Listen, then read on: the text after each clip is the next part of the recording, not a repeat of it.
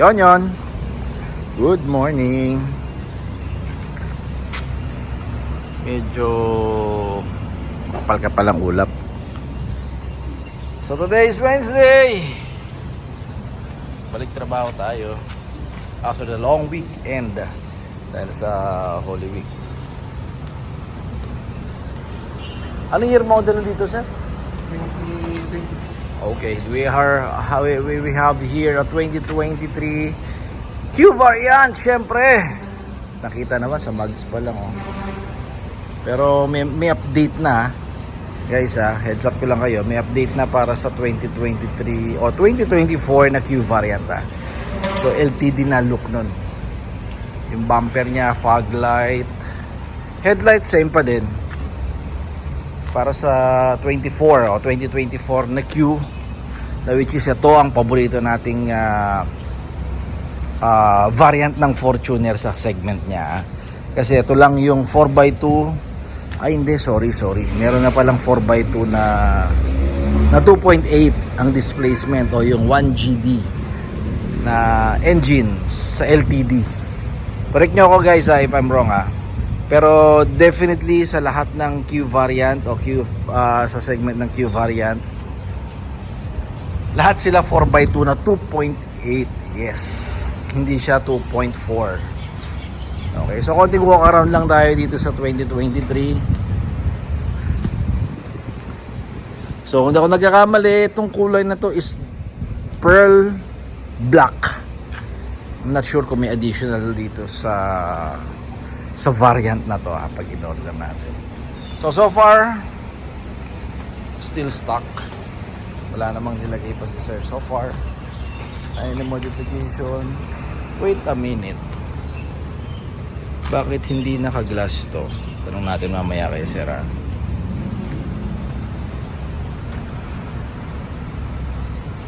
Okay, so ilalagay pala natin dito is yung natin yung siyempre yung front.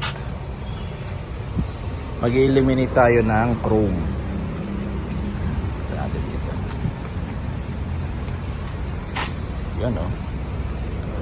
So kilay, eyebrow kung tawagin sa Thailand. So original parts yan. Yan.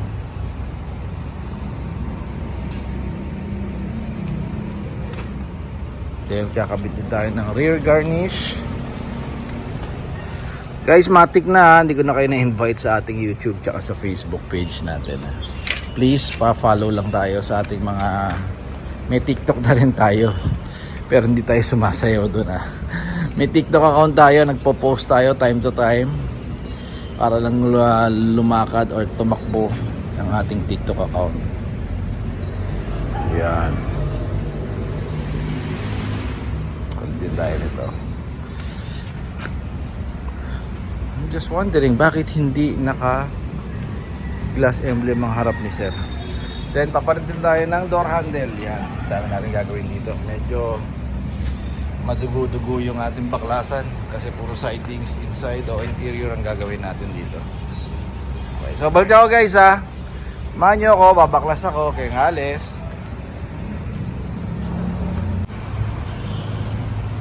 So babaklasin natin to. Pakita ko lang sa inyo.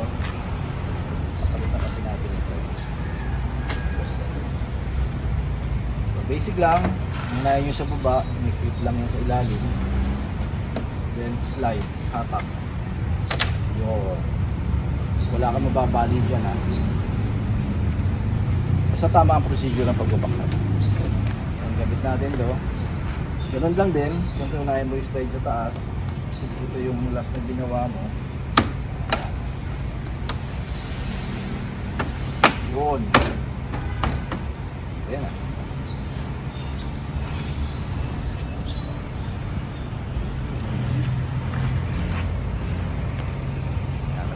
para sa kabila, okay ba, di ba?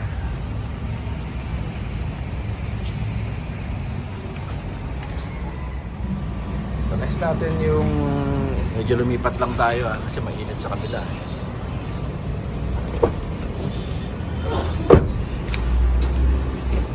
So mga gamit na kailangan natin for baklasan ng sidings nito para matanggal natin to isa to.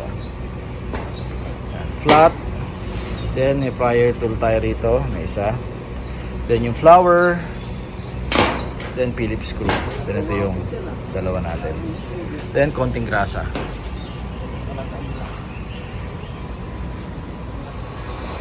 Then sa pagtanggal naman nito, ito hatak lang yung tweeter niya.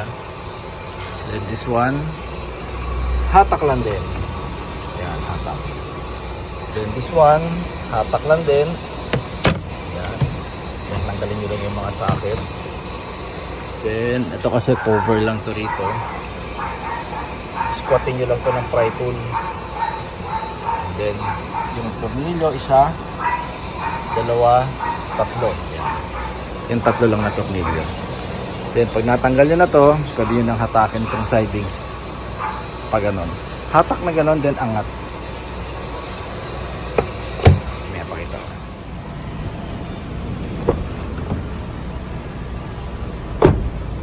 So nakabit na natin. Then next natin ito.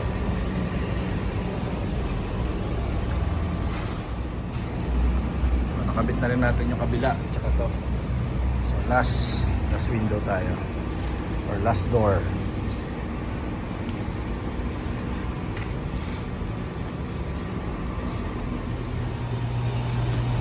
So natuklas natin yung siding sa likod.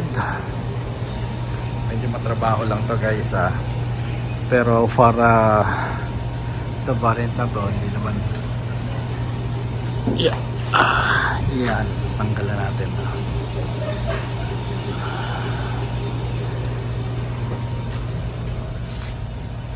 Pakita ko lang sa inyo. Yun o. Diba? Yung kapalit natin.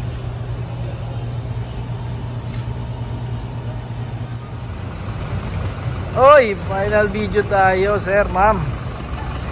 Okay, so nakapit na natin. So blackout blackout. Kasi pearl black. 2023 Fortuner.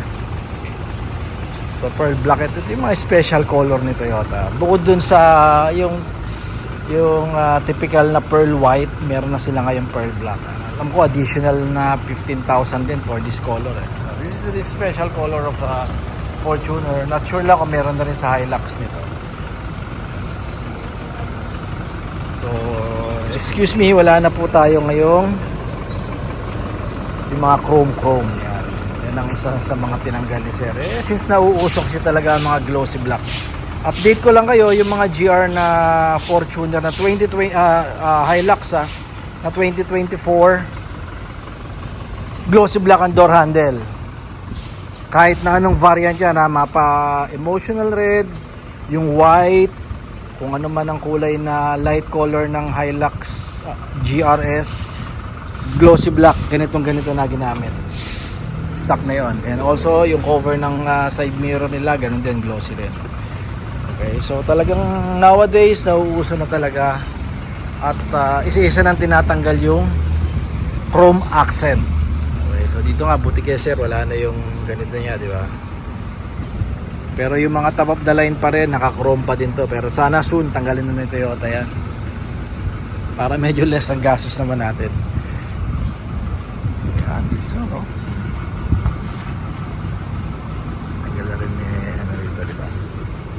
So for this one is 15,000 sir. Yan, di po kasama kabit dyan Then soon papakabit din si sir ng glass emblem.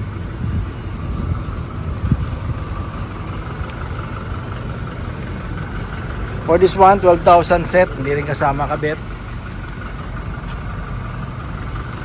Then for the kilay is 15,000 set din.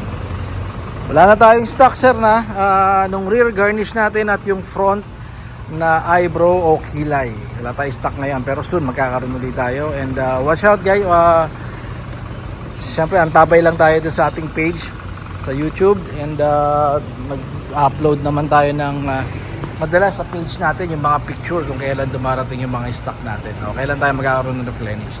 So door handle sir, meron pa tayo dalawa yata kung di ako nagkakamali. May stock pa naman tayo, dalawang set. So So thank you kayo sir na from Taguig. Okay, for trusting us. Soon, kakaroon tayo ng balak na siya, palit na ito. Meron tayo kasing glass emblem. And also sa likod. Alright, this is Mike TRD.